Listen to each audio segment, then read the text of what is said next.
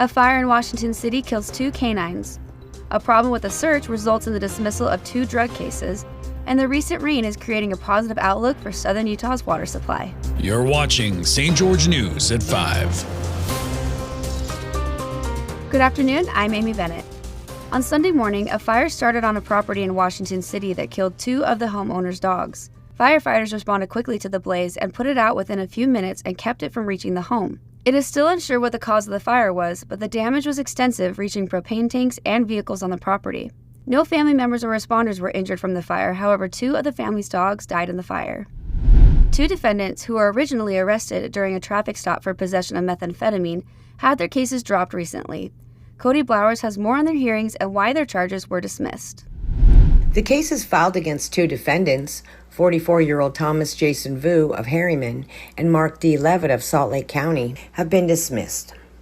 Both suspects face second-degree felony drug distribution charges following a traffic stop in December on North Hoodoo Drive in Washington City. And during a search of the SUV, roughly 5 pounds of suspected methamphetamine was recovered from the vehicle. And both men were booked into the Washington County Jail, and the charges were filed the following day. The suspects remained in custody while their cases moved through the courts, until in the Levitt case, the state moved to dismiss the charges, citing there were problems with the search of the vehicle. A dismissal that was ordered by District Judge Jay Winward during a hearing held on January 30th. 6 days later, Vu, the driver, was released on his own recognizance, and the case against him was dismissed on March 7th. Thanks, Cody. Although the official wildfire season is still 2 months away, experts are now labeling it a year-round concern.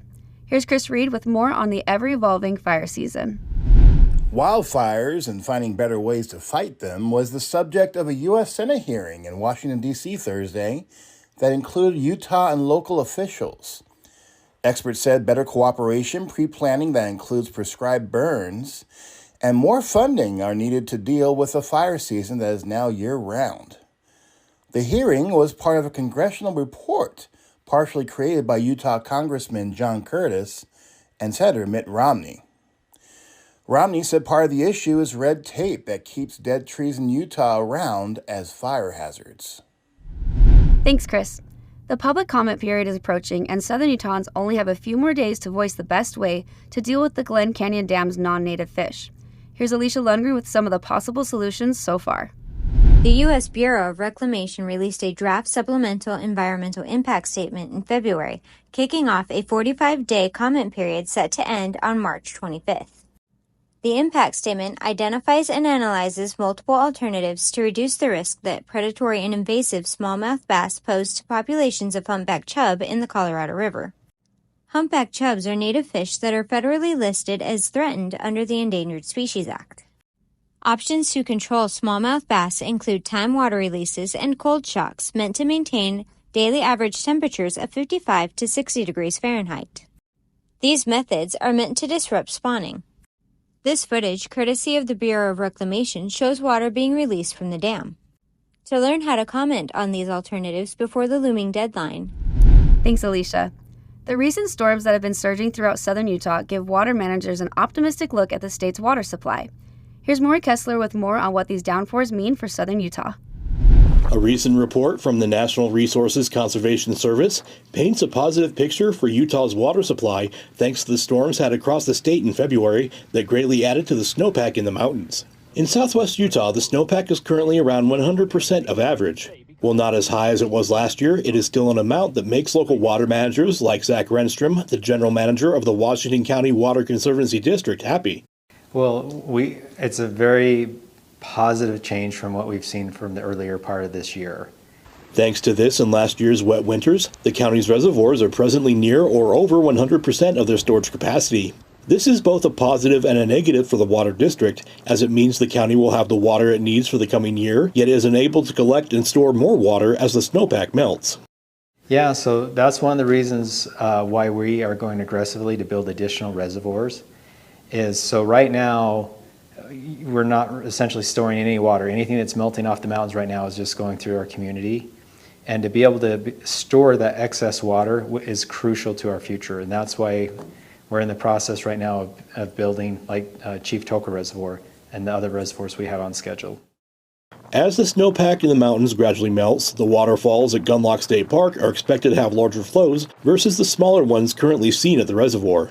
As people go to visit and enjoy the area, Renstrom echoed state park officials by asking visitors to be careful when they go to see the falls due to the potential dangers of slipping and falling on slick, wet rocks, as well as other hazards.